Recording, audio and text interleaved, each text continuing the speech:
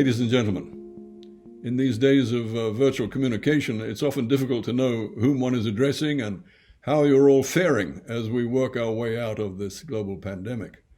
So let me begin these remarks today by expressing my respectful greetings to all of you, wherever you may be, and by sending you and your loved ones every best wish for a happy and healthy time together in 2021. I'm delighted, in the true sense of the word, to be addressing you on the subjects of ocean literacy and the UN Decade of Ocean Science for Sustainable Development, known as the Ocean Decade. These subjects are dear to my heart, thus I thank you all and UNESCO IOC for the privilege of speaking to you about them. As you may know, I am the UN Secretary General's Special Envoy for the Ocean, and as such am charged with spearheading global efforts to implement SDG 14, the UN Sustainable Development Goal calling for us to conserve and sustainably use the ocean's resources. At the heart of SDG 14 is the sustainable blue economy that will feed us through sustainable aquaculture, will give us energy from offshore wind, will provide us with new medicines in the antimicrobial age, and will enable our global trade on ships powered by renewable energy. But it's very important to understand when we look into the heart of the sustainable blue economy and all the advances just mentioned, that we see there the Ocean Decade, and yes, ocean literacy. The Ocean Decade will give us the science we need for the ocean we want, and ocean literacy will spread the universal message. Ladies and gentlemen, allow me to extrapolate on those assertions by making 4 points. Firstly, it's estimated that more than 80% of the ocean is unmapped, unobserved, and unexplored. In other words, not yet known by science. In the years ahead, we will have some very important decisions to make on our relationship with this planet, and we'll need to take them on the basis of trustworthy science. With the ocean covering 70% of the planet, full scientific knowledge of the properties is quite obviously required. So for this reason alone, the Ocean Decade assumes existential importance for us all. Secondly, achieving the UN's Sustainable Development Agenda by 2030 will require greatly improved understanding of the ocean. The reality is that we will not be able to achieve SDG 14, nor many of the other SDGs, including those related to hunger, climate, poverty, resilient cities, equitable economic development, and human health, if there is not a significant acceleration in the generation and use of relevant ocean science for our sustainable development solutions. With this in mind, in its mandating of the next UN Ocean Conference, the UN General Assembly has made science and innovation central to the theme of the conference's work. Meanwhile, the Ocean Decade is recognition by member states of the urgent need for ocean science to rise to the great challenges we face in the 21st century. Thirdly, the ocean plays a fundamental planetary role in mitigating the effects of climate change through its absorption of heat and carbon. This service alone makes the healthy functioning of the ocean's ecosystems critical to all humans. This is true whether you live thousands of miles inland or are part of coastal communities that rely on the ocean for livelihoods. In short, the health of the ocean on land is inextricably linked to the ocean's health. It is thus that ocean issues must be front and center in climate change talks, and the debate must be informed by sound climate and ocean science. The work of the High-Level Panel for a Sustainable Ocean Economy, of which I am a supporting member, clearly demonstrates that ocean-based climate action can play a much bigger role in shrinking the world's carbon footprint than was previously thought. It could deliver up to a fifth of the annual greenhouse gas emission cuts needed by 2050 to limit global temperature rise to 1.5 degrees Celsius.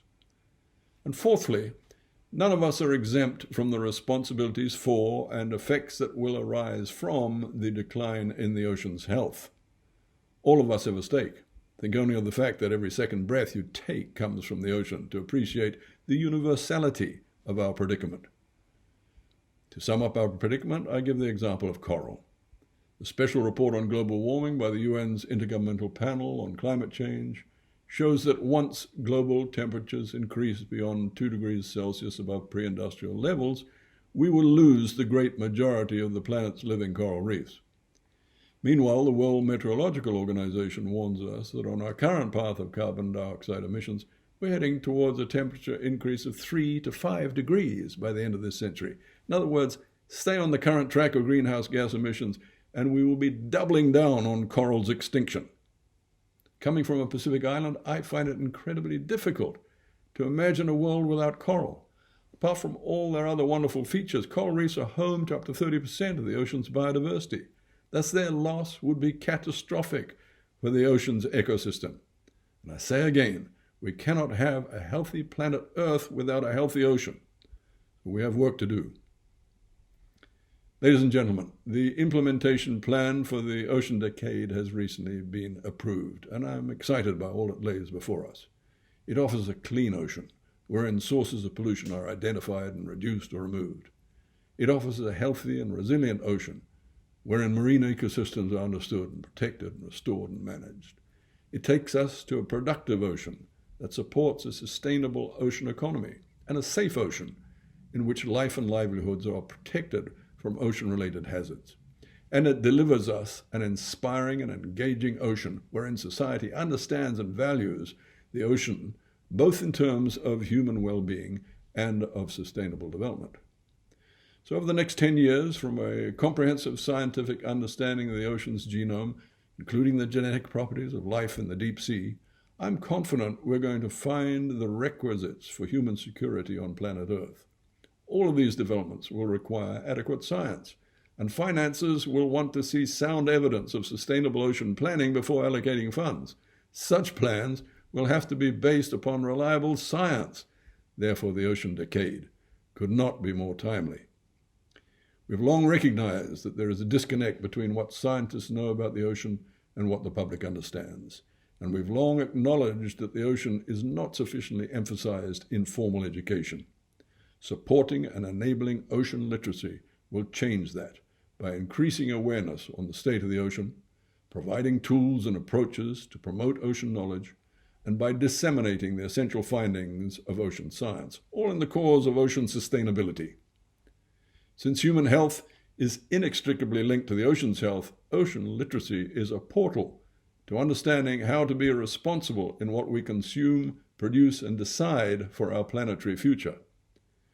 The Ocean Literacy Strategy for the Ocean Decade will take us through that portal. It will provide the framework through which interested parties can collaborate over the next 10 years in order to ensure the success of the Ocean Decade, and it will foster the support needed from all sectors of society. Success or failure will have profound effects on us all, so like it or not, we're all in this together. I said in an interview with UN News recently that the health of the ocean will ultimately determine the survival of humankind on planet Earth, asserting this is so because of that oft-repeated maxim that I give of the planet not being able to be healthy without a healthy ocean. In so saying, I reiterated the fact that every second breath of oxygen we take comes from the ocean. My remarks were part of a call for increased political will and greater attention to science as we approach the all-important climate COP in Glasgow this November, particularly with reference to curbing anthropogenic greenhouse gas emissions. As I'm sure you appreciate, the latter are the common enemy of biodiversity loss, climate change, and the decline of the ocean's health. And we will be needing to have trustworthy science at hand in order to make the right decisions for our future security. Therefore, I conclude my remarks to you today by encouraging the forces of ocean literacy and the ocean decade, urging them on towards the ultimate defeat of that common enemy. Considering again that the ocean hosts the majority of life on this planet, SDG 14's attainment is fundamental for us all. And I've said on many occasions that the ocean decade is what will give SDG 14 the firm foundations it needs to succeed. Everything is connected, from our economies to our ecosystems, from industry to biodiversity. And what I find particularly gratifying is the way that science and academia, the public and the private sector, leaders and entrepreneurs are now starting to converge on the same action areas for development of the sustainable blue economy, the implementation of SDG 14 and the ocean decade. As the saying goes, together we can.